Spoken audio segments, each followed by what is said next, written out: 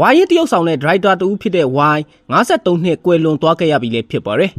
ပရိသတ်ကြီးအားလုံးမြင်လာပါခင်ဗျာသတင်းထူးသတင်းဦးတွေကိုအမြဲတင်ဆက်ပေးနေတဲ့ကျွန်တော်ရဲ့ channel လေးကနေပြန်လည်လို့ကြိုဆိုလိုက်ပါရစေ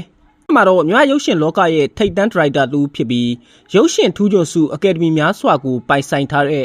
ဒရိုက်တာဝိုင်းရဲ့အမှုပညာခီးလန်းကြောင်းလေးကိုပြောပြပေးသွားမှာပါ။ဒရိုက်တာဝိုင်းကို1983ခုနှစ်မှာရန်ကုန်မြို့၌မွေးဖွားခဲ့သူပါ။အမိအရင်းကတော့ဦးဝိုင်းဖြစ်ပါတယ်။သူဟာငယ်စဉ်ကတည်းကအမှုပညာဝါဒနာပါခဲ့သူဖြစ်ပြီးရုပ်ရှင်လောကတွေကိုတရုတ်ဆောင်သူဖြစ်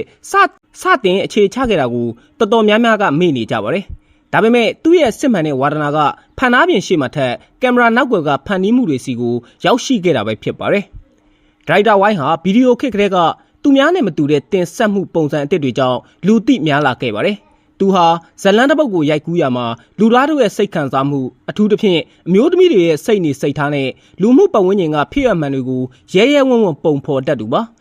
သူ့ရဲ့ပရိသတ်တွေကိုပို့ပြီးတတိထားမိစေတာကတော့ကျမကနှင်းစီပါမောင်စေတန်ရဲ့ကကြည်တဲ့နဲ့ရင်ဘတ်ထဲကဒါအစရှိတဲ့ဇက်ကားတွေပဲဖြစ်ပါတယ်သူ့ရဲ့လက်ရာတွေဟာအကယ်ဒမီဆုတွေနဲ့လည်းမစိမ့်ပါဘူး2012ခုနှစ်မှာစေတန်ရဲ့ကကြည်တဲ့ဇက်ကားနဲ့အကောင်းဆုံးဒရိုက်တာဆုကိုစတင်လို့ရရှိခဲ့တယ်လို့နောက်ပိုင်းမှာလည်းကျမကနှင်းစီပါမောင်ရင်ဘတ်ထဲကဒါစတဲ့ဇက်ကားတွေနဲ့ဒရိုက်တာဆုတွေကိုဇက်လိုက်ဆိုလို့စွတ်ခူးနိုင်ခဲ့ပါတယ်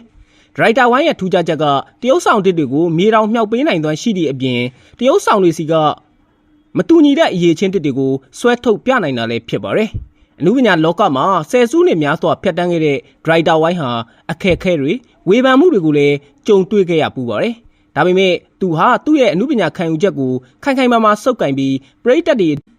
အရေးအသွေးမြင့်ရုပ်ရှင်တွေကိုစင်တစိုက်စ조사ဖန်တီးပေးသူလည်းဖြစ်ပါတယ်။သူ့ရဲ့ရိုက်ချက်တွေဇက်ဝင်ခန်းတွေဟာကြည့်ရှုသူတွေရဲ့ရင်ဘတ်ထဲကိုထိမှန်စေတာကြောင့်ဝိုင်းဆိုတဲ့နာမည်ဟာမြမရုပ်ရှင်တမိုင်းမှာခြံလှပ်ထားလို့မရပဲဒရိုက်တာတူဖြစ်အမြဲရှိနေခဲ့တာပါအခုလိုမျိုးဗီဒီယိုကိုအဆုံးထိနားဆင်ပေးတဲ့အတွက်အားလုံးကိုအထူးပဲကျေးဇူးတင်ရှိပါတယ်